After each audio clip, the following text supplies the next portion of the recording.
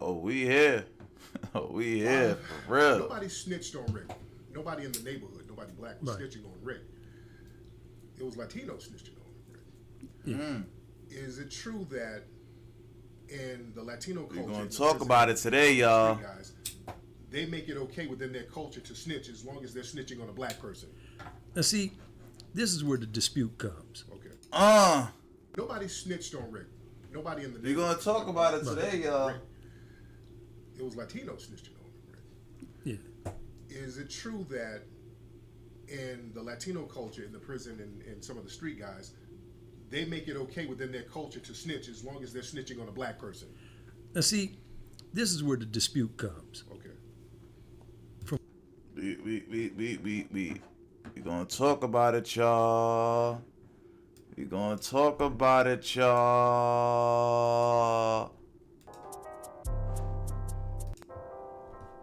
Listen.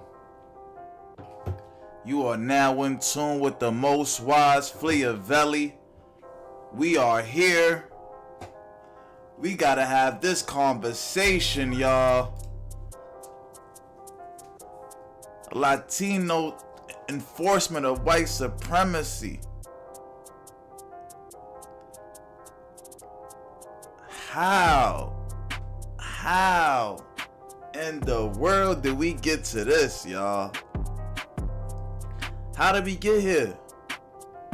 Like, I thought it was a black and brown coalition, man. I really did. I truly did believe that. But our good old BRY DOG brought up a great point, a very great point. He brought up a super great point that a lot of people don't speak on. A lot of people don't speak on it, man. You know, one thing that has been very prevalent in Latino culture is the fact that they could snitch on black people with no recourse, with no repercussions, with no real consequence. And that has been very detrimental to the black community. And I also feel like, right, because then you have people like Pistol Pete or whatever, right, from Soundview, who got this like kill all rats kind of like crew or whatever, right? And these are the people that's running behind Fat Joe, right? These are the this is the muscle for Fat Joe. And we're gonna get into all of this right now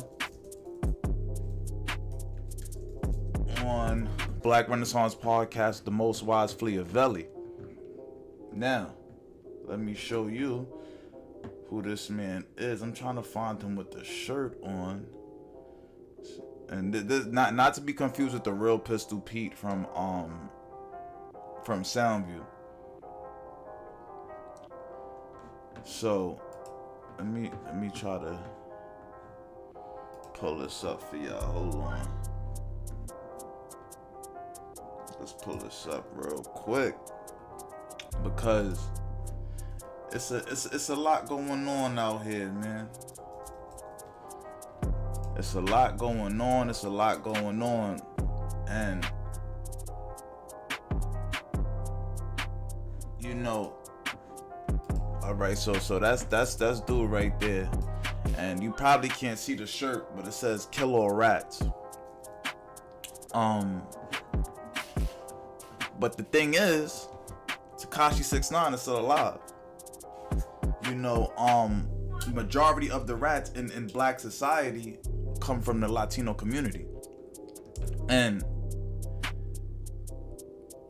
this is a very big problem. This is very prevalent because majority of black cases, majority of black Americans who have a case on Rikers Island, 8 out of 10 times, the witness, the testifying witness, is either a Latino, and almost 99.9% of the times they're definitely an immigrant, definitely a tether.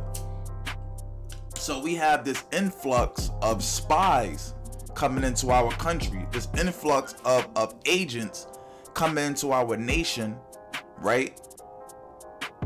They start selling drugs with the brothers. They start committing crimes, scamming with brothers. You know, the females, they start fucking and sucking niggas. And then they the first ones in that room cooperating. Ask Casanova. You know what I'm saying? And this is the thing, that it's actually accepted in their culture as long as you don't tell on a Latino. So when we looking at this situation, right, and now keep in mind, right, like this dude, this mind you, this not to be confused with the Black Pistol Pete, Sex Money Murder, the legend, not to be confused with him. This Pistol Pete right here actually started a race war in jail. Let me see if they have the if they have the information on this. Hold on, let me see if they got it up here. Race wars pistol. Damn, I think it was Attica. Race war Attica. Let me see something. How would I type that on? Damn. Let me see something, man. Let me see something.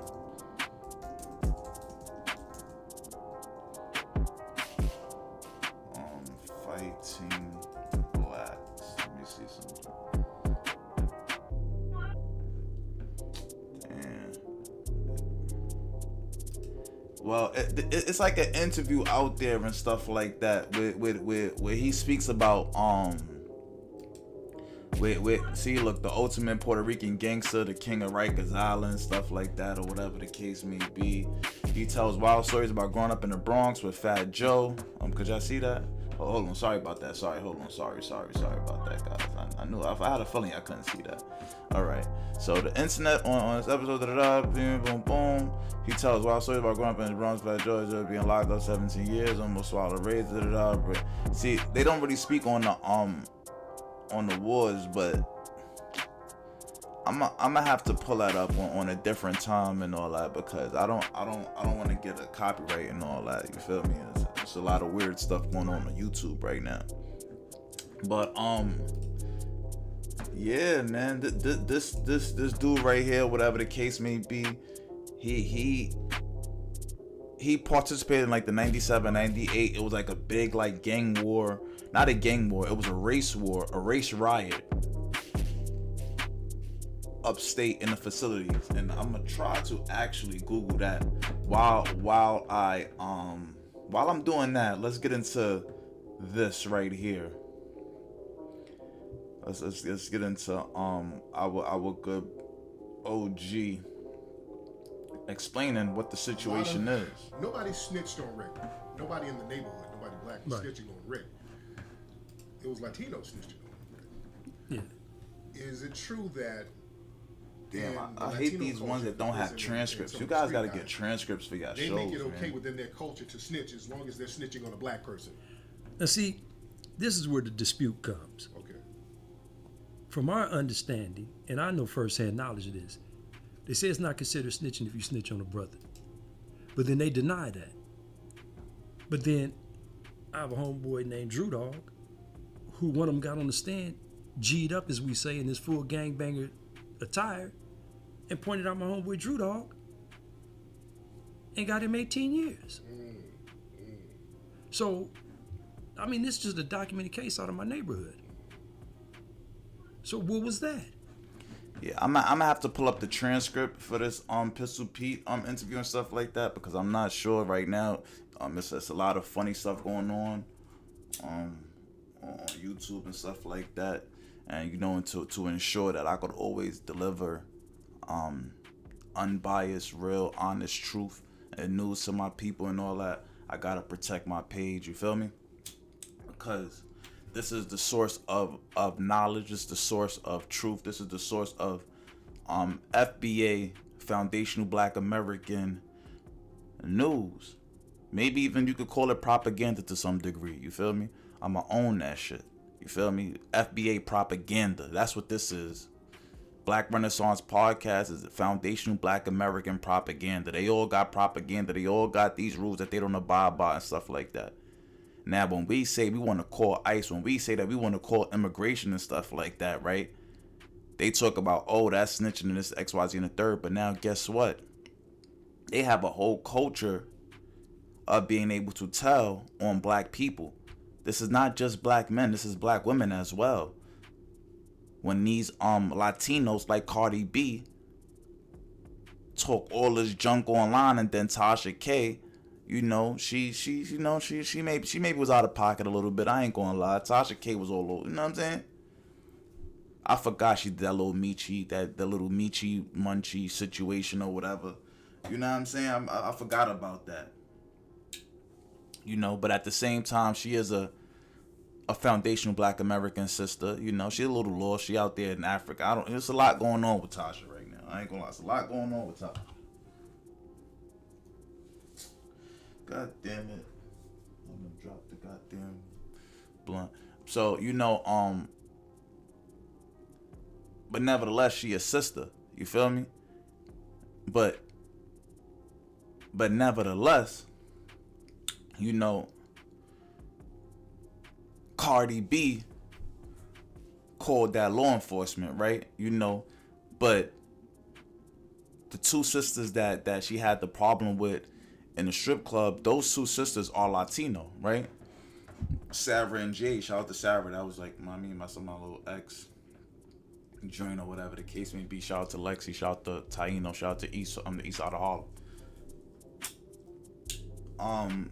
I mean, Coop, never call her Lexi because Lexi's out for Sexy Lex from BBOD. Shout out to BBOD, shout out to Miss Mo Money, shout out to VH1, shout out to Breed Beauty, shout out to everybody. Sarah and Jay was Hispanic, right? So Cardi sends the hitters over there, whatever, you know, get some little lawsuit, whatever the case may be. But when it came down to Tasha K, she calls the police. Why is that? You know,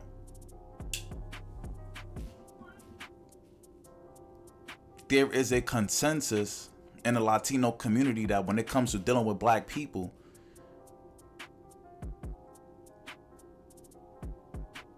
you enforce it by calling law enforcement.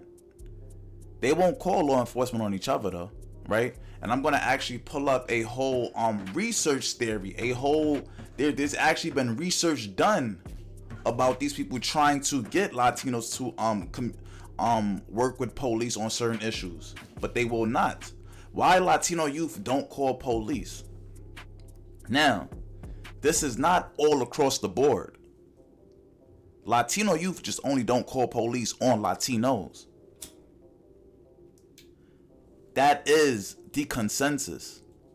As long as you snitch on a Black man, as long as you snitch on a Black woman, it's okay. You could go to jail. The Latinos gonna move you into their little corner of the jails. And that's why they have that little corner of the jails, because they hide rats over there. They hide rats in those sections. They hide that little Dominican rat who's testifying and all that. You can't get to him because there's 10, 20 Dominicans around him all the time. But then they had Pistol Pete create this little kill all rats thing to get ahead of it. You see, this little Latino operation that's been going on in the hood, it's been going on for some time now. They've been building on top of building on top of building, and now they're coming out and saying what they feel. Now Fat Joe is just coming out straight disrespecting us. You heard him on the Breakfast Club. Ain't no one gonna tell him nothing.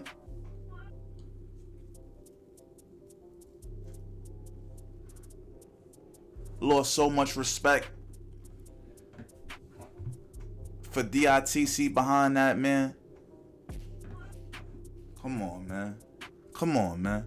This one the OG's supposed to, sit a nigga down. But obviously, you know that man run y'all, and y'all put him on. You know, but let's get into this right here.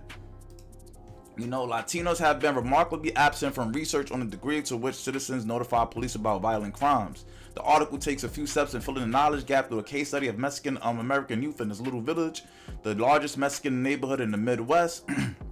He asks, why do some Latino youth notify police about violent crimes more than others?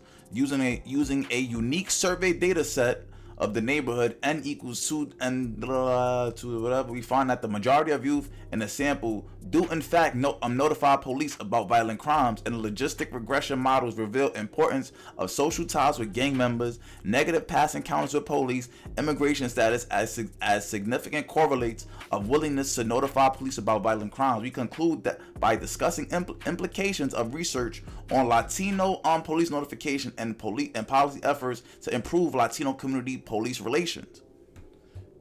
You know what these researchers didn't put into and didn't take into account? Skin color. They didn't take into account that the only time Latinos will notify police is when it's on a black man or a black woman. And it's not just Latinos. It's actually all immigrants, to be honest with you. It's actually all immigrants, to be honest with you. If they see your skin color is black, they don't even have to have a green card. They could be illegal immigrants and they could still call police on you. An American citizen. What is this? You see, the policy that we need now, that we need to advocate for is, we need people to be ID when they call police. You need to have a state ID if you're going to call police. You need to be an American citizen if you're going to testify against an American citizen. We cannot just have illegals coming in this country saying any old thing about any old body, clogging up the court systems and stuff like that. It's not how this works. We have been the target. The black man and black woman has been the target. They was just sleeping. And now that we woke brothers up, it's a problem. Now it's a problem with being woke. No, it's no problem with being woke.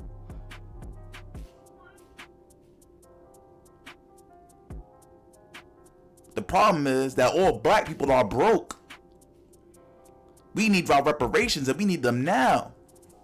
And when we start speaking about our reparations, guess what? Guess what they get to saying? Oh, we need reparations too. Oh, we were slaves too. Oh, we was this too. What about black and brown? What about... Huh? Look at our sister Nordez in California. What she's going through with those Latinos enforcing white supremacy. See, I've been realized that none of my witnesses are never black people. This is why I don't hang out with immigrants no more. I used to, but I will not. And it has also kept me free for the last 3-4 years. I have not seen a prison cell. I have not seen central bookings. I used to see central bookings every other weekend when I was around immigrants, and I would not understand why. I could not understand for the life of me how a smart black man like me always would end up in central bookings. And the one consistent variant was an immigrant, was a tether, was a Latino. You see, you guys that get with these Latino girlfriends and don't understand why you're in jail, you could almost always guarantee on that Rikers Island jail floor, you're going to see a Latino girlfriend visiting a black man. You can almost always guarantee in mental institutions. And I have been there. And everyone in New York City knows it's not a motherfucking secret. I have been there. And I was speaking to a brother one time and I said, yo, damn, brother.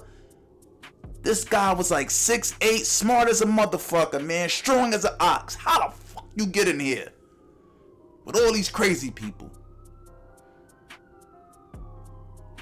You know who came to visit that man on that in what we would call a dance floor, but in the visiting room, my mother came to see me. It was his Latino girlfriend. So I had to eavesdrop in on the conversation. What is they talking about over there? Let me see. She gaslighting this nigga. So you know what I did? I said, you know what? I'm tired of this. I shut my goddamn mouth. And I say, you know what, Ma? The next time, because his father used to come visit him too. I said, next time his father come visit him, make sure you sit next to them so I could sit next to him and we could have a family discussion. A foundational Black American family discussion. Because there's something wrong here. I speak to this man. There's nothing wrong with this man. How did he get here? Next visit, his father's sitting there. My mom's, I love my mama to death because, she takes my advice and counsel seriously, and and she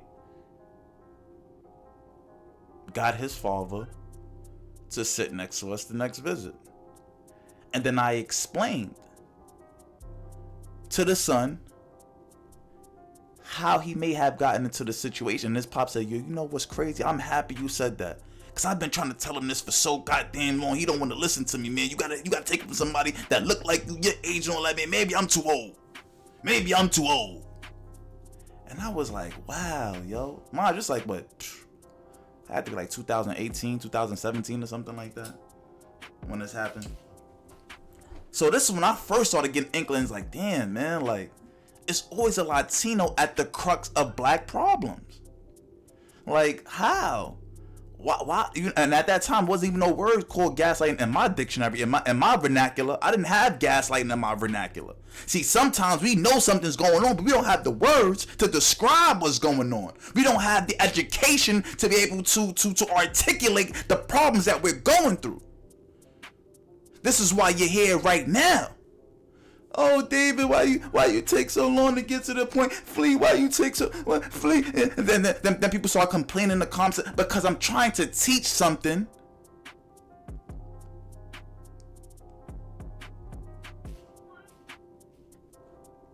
based on a minute amount of content. Taking 2 minutes and turn it into a 30-minute, hour-long lesson, because a lot of times you see our good brother, the OG Tariq Nasheed, he cannot sit there and elaborate on every single major point that he makes. But he makes tons of major points in his broadcast. And I would just love to expound upon the ones that I find very enlightening to our culture, because Tariq Nasheed does so much. And we place so much of a burden on that man's back. Shout out to Tesla Figueroa. Shout out to Jason Blacc. Shout out to Nikki the God. Shout out to freaking. I'm just saying shout out to Nikki because she's just a good person. I ain't gonna lie. She's just a vibrant person. I'm not gonna lie to you. And I'm happy that she's getting so much notice and praise in the Foundation Black American community, because we need people like that. We need shining stars like that just gives off a bright radiance of light. But I digress. These Latinos hate us for one thing. You wanna know why they hate us? Right here. I hate the fact that it's cool to be Black these days. Good. I hate this hip-hop fucking influence on white fucking suburbia. Good. That's what it is. That's what it I hate is. the fact that it's cool to be Black these days. Good. I hate this hip-hop fucking influence on white fucking suburbia. Good. I hate the fact that it's cool to be Black these days. Good. I hate this hip-hop fucking influence on white fucking suburbia. Good. That's what they hate. They hate hip-hop's influence on white suburbia. They hate hip-hop's influence on Latino culture. So now, instead of giving us our flowers and saying, we appreciate what you guys contributed, you know what they saying? They saying, fuck you niggas. Not only are we gonna say the word nigga in your face while practicing white supremacy, guess what else we're gonna do? We're gonna tell you that we created hip hop. We're gonna tell you that Asians created hip hop. We're gonna tell you that Italians created. But you niggas ain't got no fucking power. You niggas ain't gonna do shit anyway. Y'all love fucking Spanish vagina that's gonna hit the wall in fucking 5 years. I've never seen a Spanish woman over the age of 35 look fucking beautiful, including J-Lo.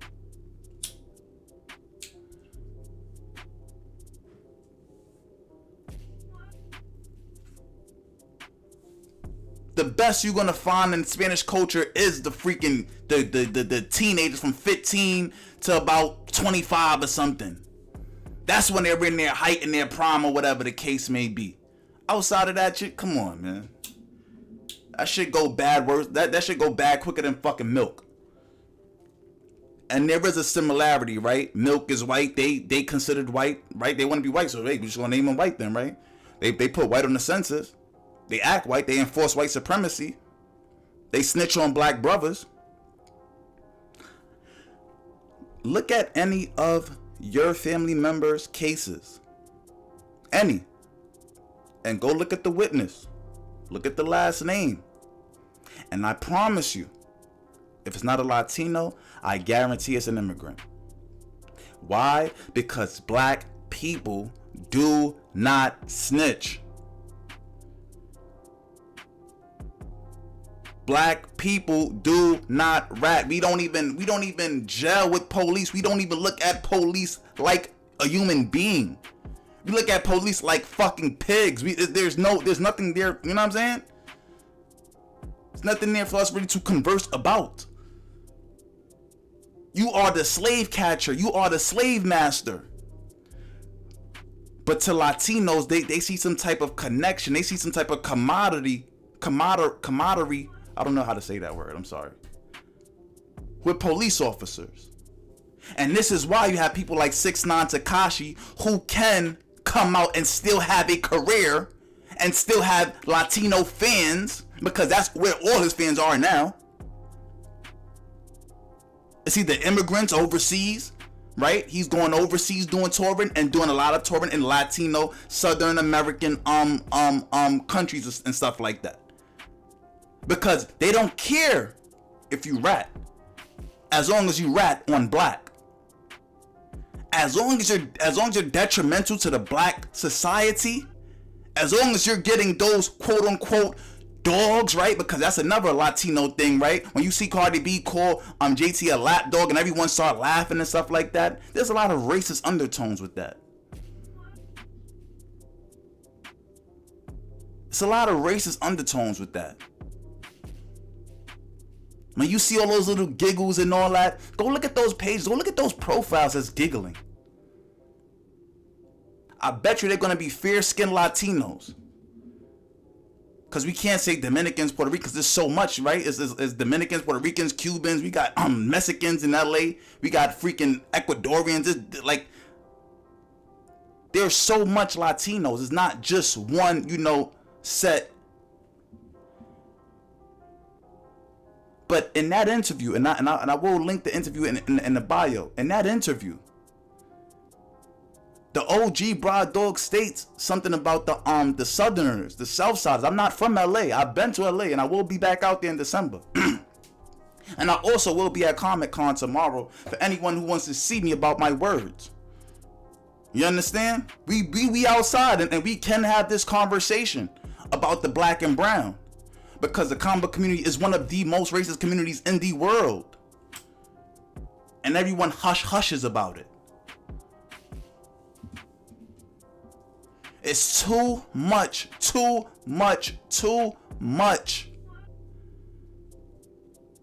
black opposition going on out here that people are remaining quiet about. We gotta speak the fuck up. We cannot be scared. We cannot sit here and kowtow to Latinos for some fucking vagina. Cause a lot of you niggas is backing down and not saying much and all that, right? Y'all got all this smoke for Kanye West, but y'all ain't got no smoke for Fat Joe. because y'all want that Latino vagina. Your baby mother might be a Latino. You've been tricked, you've been duped into the black and brown. It's not about that right now, man.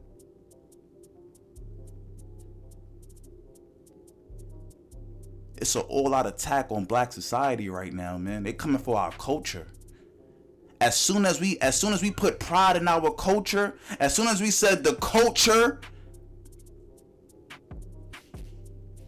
is the most important part of black society, guess what they came for? The culture. Now they're trying to attack the culture. You hear on Joe Rogan's show, culture wars. These are all dog whistles. It's just now that black folks are woken up to understand and translate these metaphoric, esoteric dog whistles that has been flying over our parents' heads for these last decades and eons. But not no more. Not today. Not today, Satan. Not today, America. Not today, white supremacy. We fighting back. With our words, with our intelligence, with our attention. Because attention is the greatest form of currency in the 22nd century. Money, you can always reprint money, but your attention and your time cannot be replaced. And that's where the true power comes from. But let me play this one more time before we get up out of here. I don't want to waste too much of you guys' time and stuff like that. Shout out to everybody that tapped in. Make sure you like, comment. Well, you don't gotta comment. Just like, you know, like the stream and stuff like that. Let me know that I did a good job today. You know, I've been feeling real bad this week about the material and the content I've been producing. So I had to come in here and give y'all my best. You know what I'm saying? Some of the street guys, they make it okay within their culture to snitch as long as they're. Let me turn down the music too so y'all can hear this perfectly. Right. Nobody black was snitching on Rick. Nobody snitched on Rick.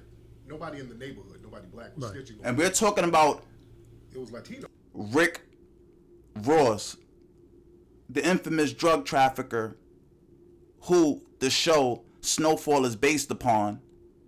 And even in the show Snowfall, they speak to the disdain that Latinos have for black people when the black brother ended up in a Latino neighborhood and was chased out of there, right? We also have to speak about Latinos taxing their own Latinos to live in their own neighborhoods just because they're immigrants. See, there's a lot of stuff that goes on in their own little community too. But guess what? They won't snitch on each other.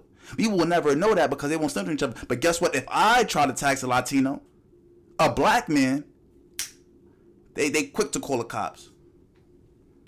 Y'all better start calling ICE, man. Y'all better start playing the game. That's not snitching. It's called playing the motherfucking game, man. These people are taking your job. These people are taking your kids' jobs. These people are taking other people's jobs and all types of stuff. They're taking money out of our communities and they're sending it back to their homelands. This is our money. Every dollar that leaves your community is food leaving your future child's mouth.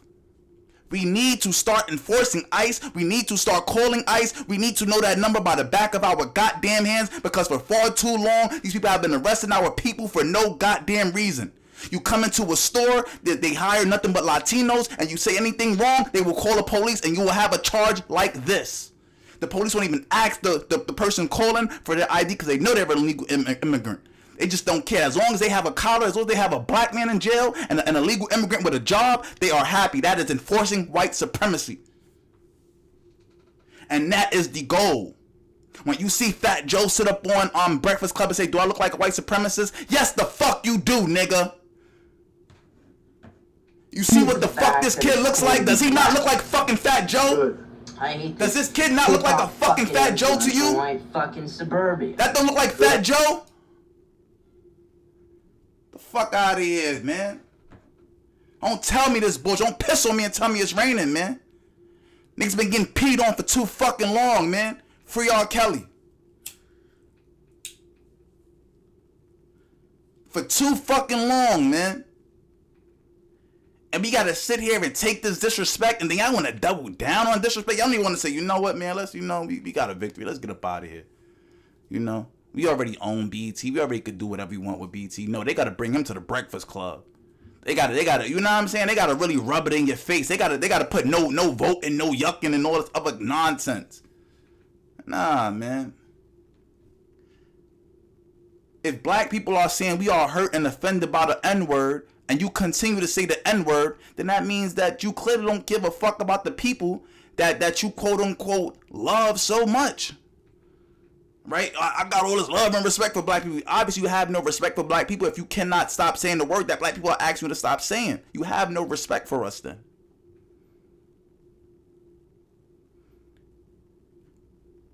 The goal is to arrest us. So we better start playing the game and arresting them.